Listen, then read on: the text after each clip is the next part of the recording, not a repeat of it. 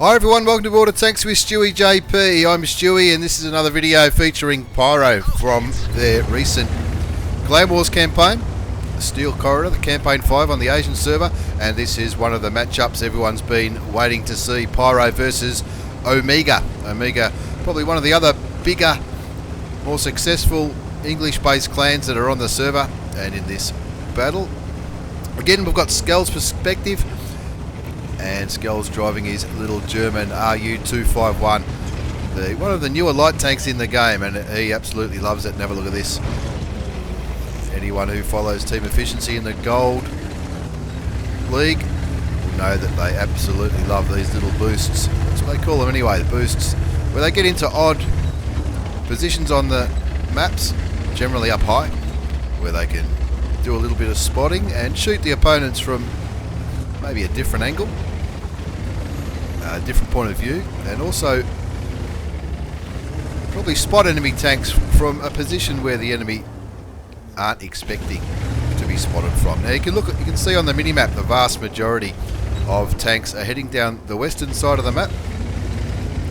Of course, if you do follow team efficiency, you'll know that Safi's a big fan of these boosts as well, and you're just out of Skell's view range, but you can see at A3 on the minimap looks like he's boosting up the northwestern little mountain there.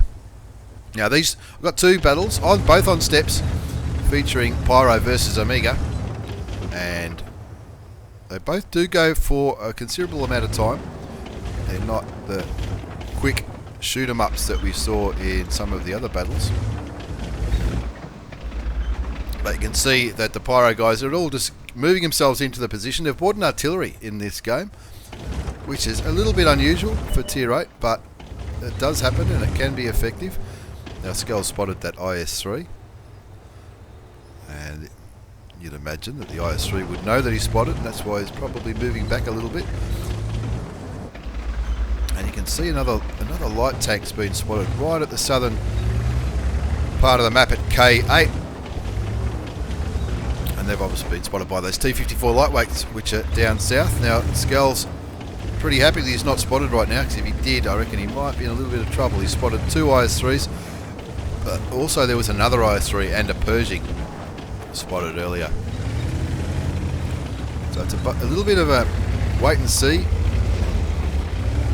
situation at the moment, and Skell's just poking over these ridges, just getting a little bit of vision for his team, working out where all these enemy tanks are. He's not going to be silly enough to shoot, because that'll definitely give away his position, and he's hopefully keeping Omega wondering why they're being spotted or where they're being spotted from.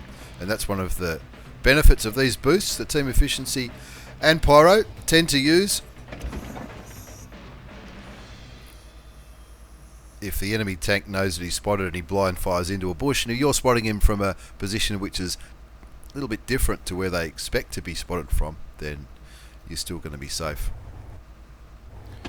So Skell basically just keeping the enemy team honest here. They know they're going to be spotted, and guarantee they've all got 6 cents in their tank, and so by using this boost, he's probably keeping them thinking, keeping them on their toes. And obviously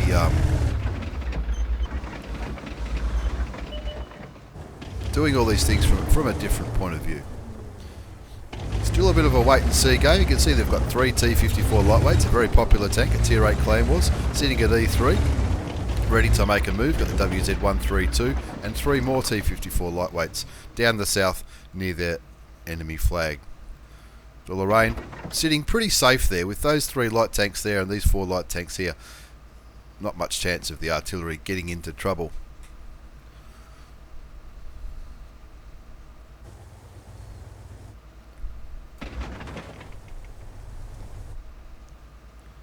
A little bit of cat and mouse, I suppose. A bit of wait and see. Both teams obviously waiting for the other team to maybe make the first move. You do have 15 minutes in a Clan Wars game, and it looks like somebody damaged their IS-3 by a little bit, possibly the artillery.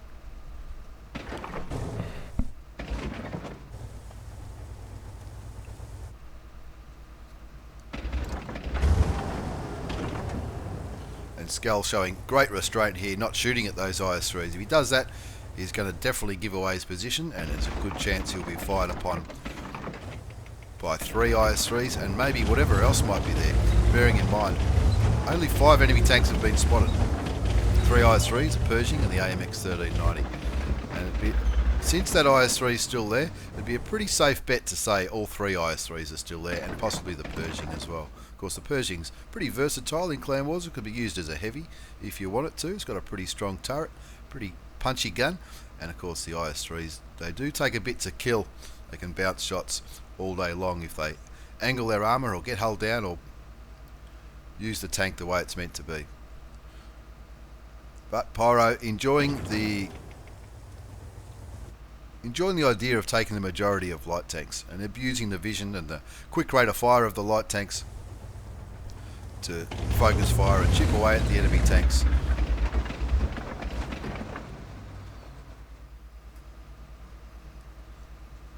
Skull's probably pretty tempted to start shooting, but he knows he's still outnumbered. He knows there's at least 4 tanks there. T-32's just been spotted as well, and so there's a good chance. Looking at the map, look at the vision control that Pyro's taken out on the map. They've got vision over probably 80% of the map, 70 to 80% of the map. They've got vision control over. So that tells me that all 10 enemy tanks are down in this ridge.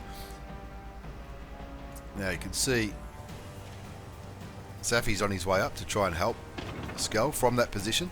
Another T-54 lightweight, Tickle Monster, is coming around from a different angle, but it's still only 3 light tanks versus possibly 10 heavy and medium tanks.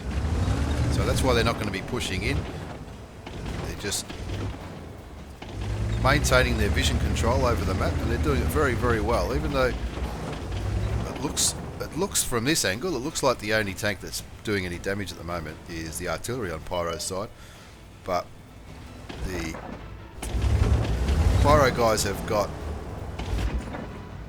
massive vision control, and the distance where Safi and Skull are away from those IS-3s, they could probably almost fire. They're right at the end of the view range circle, and there's a very good chance that maybe they could start shooting soon. But I think when they do want to start shooting, they want to make sure that the other tanks that are down the southern side have probably got shots as well. T-54 lightweight gets spotted on the enemy side as well, and it looks like all those tanks are starting to back off. And that's enough for Skull to say, rightio, I reckon I can shoot safely here, get some free damage. Looks like Skull's doing this. Looks like Zafi's doing the same. Blind shots into where that IS-3 was last seen, and now they're hugging right down. One of those IS-3s is down to about 500 hit points of health, and now it looks like these other 2 northern T-54 lightweights are coming into the game or getting a little bit closer. And the Lorraine has moved back to the railway line, probably looking for a better angle on those tanks. It's quite obvious that all the enemy tanks are in this area, because look at all those light tanks. Great vision control over the whole map by the Pyro guys, and now they've decided now it's time to start shooting. With the distance, as well as all those trees that are between Skull and those heavy tanks have got no chance of spotting them. And they've also seen that there's a couple of light tanks in the southeastern corner, and of course that T-54 lightweight that you can see there, who probably still not exactly sure where they're getting shot from.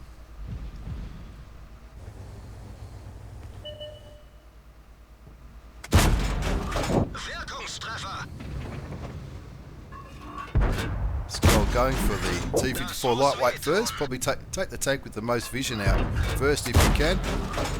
Puts a couple of blind shots into where they were last seen, and you know that some of those shots would have hit because it was tracked, and it didn't look like he was going to waste his repair kit to fix his tracks. Still only 3 tanks on this northeastern side, 1 in the middle and the bulk of the lightweights the central southern side. And that'll be enough to get rid of one of the lights, but unfortunately T-54 lightweight from Tickle Monster gets taken out, possibly by Artie. It's from a tank that wasn't spotted. And it looks like the T-54 might be in trouble too on the enemy side. The score's 1 apiece. Pyro still maintaining excellent vision control. We've got the 2 boosters up in the northeastern corner, and all of these light tanks here ready to swarm if anything happens down the southeastern side. It would be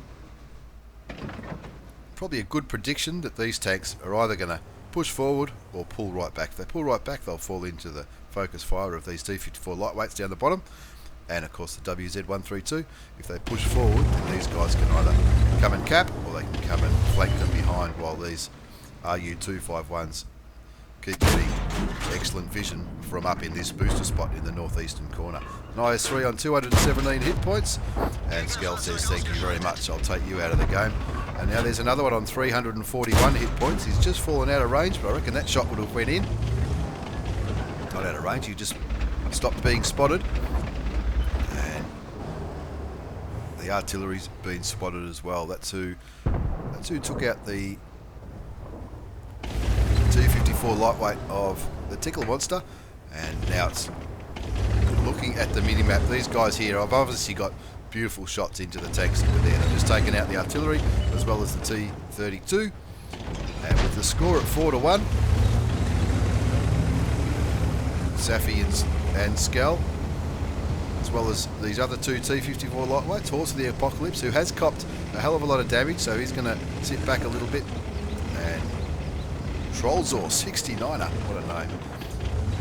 He's going to try and get some cheeky shots in as well.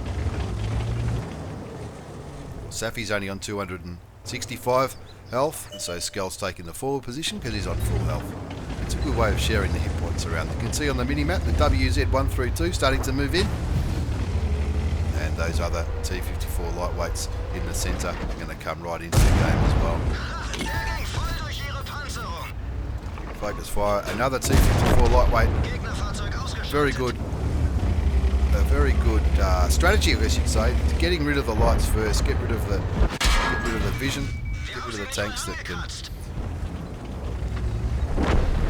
contribute the most to a vision game, and of course the T-54 lightweights have an awesome rate of fire as well. 2 IS-3s get taken out. The score's 7-1. It's looking like a bit of a foregone conclusion now. It has gone. There's only 2.5 minutes left on the clock, but 2.5 minutes will be plenty of time for these guys to mop up the last remaining tanks, a lot of them which are on pretty low health. Looks like the Pershing is going to be gone now, giving Skell his 4th kill. He takes a shot from the 1390, and of course that 1390 is the tank that's right up on that high point. But with a bit of focus fire, it's going to be all over pretty soon. All in all, 10-1. The scoreboard might suggest it was a walkover, 10-1, but it was pretty close for most of the game. And then I think the Pyro guys simply made the most of the opportunity to push when they did, and obviously outvision them, especially early at the start of the game, when they really grabbed that map by the balls and really got vision control over the entire map. And you can see there a good amount of damage done by a lot of players. Unlucky for Tickle Monster to get taken out early in the game, and a couple of them looked like they copped a bit of damage at some stage early on, which we probably couldn't see from Skell's point of view. But all in all, a pretty good result, winning against Pyro, winning against Amiga, 10-1. As we move on to the second battle, also against Amiga, and of course in this battle they've spawned the south side, so you're going to see a totally different perspective on this steps map from the Pyro guys against Amiga on steps. You can see they've gone with a pretty similar lineup. In fact, it looks exactly the same.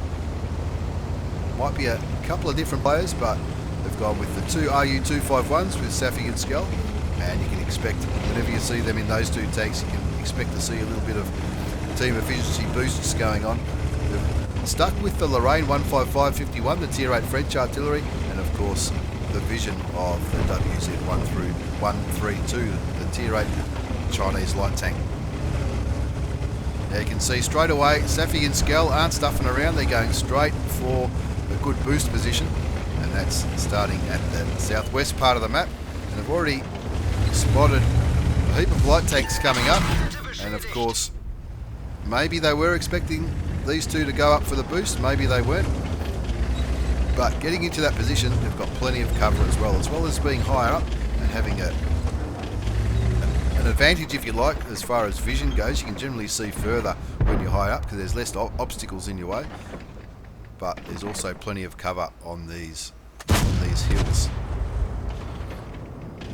We're not sure if any of these blind shots are sort of going to go through, but you can see the Pyro guys getting a little bit more defensive than they were in the last battle. The last battle, it worked out reasonably quickly that Amiga had taken more heavy tanks than they have, and the Pyro guys took advantage of that by gaining a lot of vision control on this map, as they did in Prokhorovka, and as they also did on the Cliffs game at Tier 8. But you can see that Skell's already down to 436 hit points. Credit to the Amiga guys, they focus fired well. He did take quite a few hits. Now he's getting up into one of these high boost positions where he can try and out-vision the enemy. We've got Pyro guys have got one T54 lightweight up in the middle, trying to get some vision from there. The rest are getting pretty defensive. WZ up in that same spot that Madhouse was in the first replay, and the rest sort of hanging around these rocks and ridge lines in the middle. They need to be careful though, because where those T54 lightweights are, if that artillery gets spotted, it's not going to take much to get rid of that big French artillery piece. Skell continuing to boost. And these boost positions are absolutely awesome. As I said in the last game, if you're a fan of team efficiency on the Gold League matches, you'll see this happen a lot.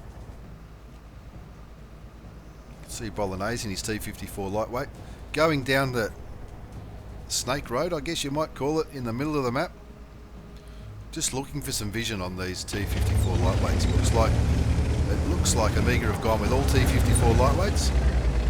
Only 8 have been spotted, and you'd think that if they were still in this area, that Skell would be able to see them from this elevated position.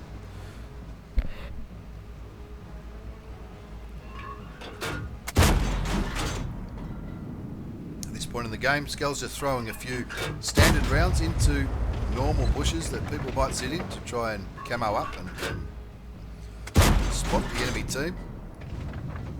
Team efficiency parties running straight through the area where all those T54 lightweights were, which tells us that they're not there anymore. They've definitely gone. Have a look at the map. You can see where they were all last spotted in this G1, G2 area, and of course Party in his T54 lightweight. There's plenty of undulations and hills and things to hide behind should he get spotted.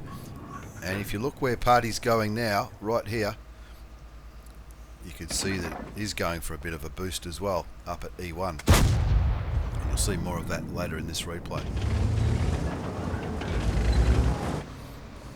Party doing some excellent scouting there. Bolognese in the middle. Everyone else just kicking back and waiting. We've got 15 minutes in this game. Still got over 10 minutes to go. And waiting for Amiga to make a bit of a move. Looks like Bolognese copped a shot in the middle of the map. And it looks like there they are. All those T54 lightweights working well as a swarm. And they're going straight down and heading straight for Bolognese by the looks of it. And of course, in this elevated position, Skell can hopefully get some shots into the enemy tanks, as can Safi. Not bad at all, and it looks like the Amiga guys are pulling out there. Now that shot did go through. You didn't see it because he went just out of the draw range, this red line on the minimap. Skell looking at the minimap, trying to shoot where the tank was last spotted, but it looks like that little bit of a rush. T54 lightweights, they came in, they got a kill, they probably damaged 1 or 2 other tanks, and then they got out of there, which is not a bad move at all from the Amiga guys. And Pyro just waiting again. Looks like one guy might have been left behind.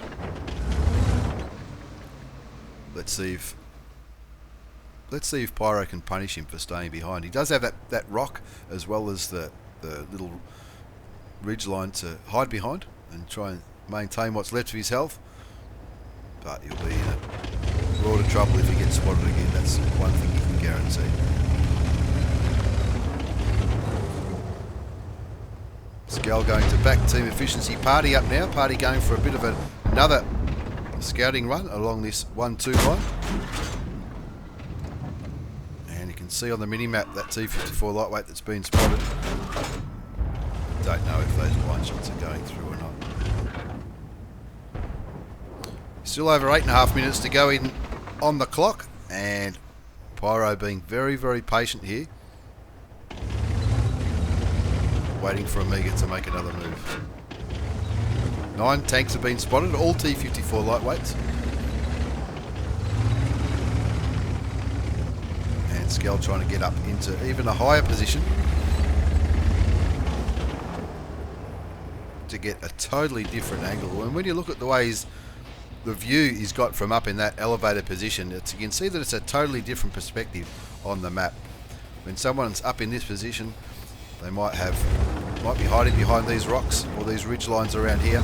From this elevated position here on the mini-map where Skell is now, you get a totally different angle on these tanks, and where they might be safe from these guys that are down below, they might not be safe from this boost spot up at J12.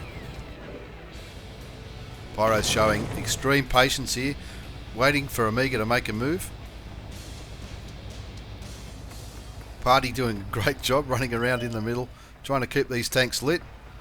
There's one of them, he gets a shot in and someone else shoots him, and he's waiting for his gun to reload, hoping for the kill. He shoots him and takes him out of the game, and that evens the score up at 1 apiece. But look at the mini-map, 1 lightweight's just been spotted down at K0, so it would not be unrealistic to think that maybe Madhouse and his boys are having a bit of a mad rush down the 9-0 line.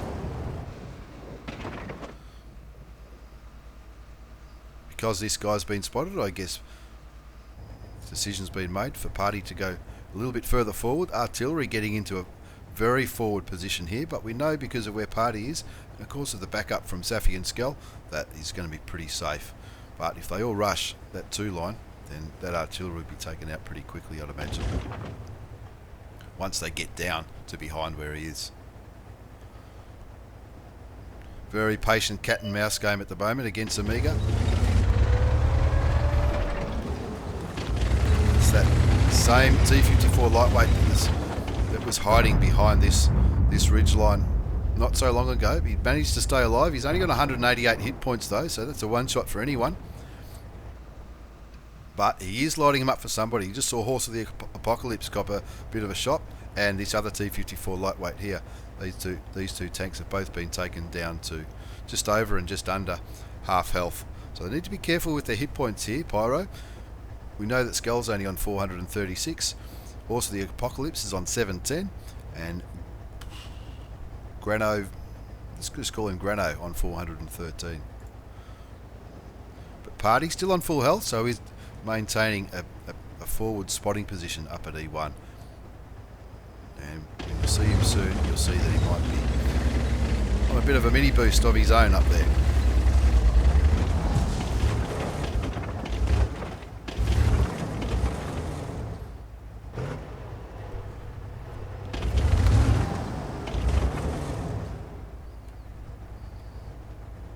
Just over 5 minutes left on the clock, so one of these teams is going to have to do something sooner or later.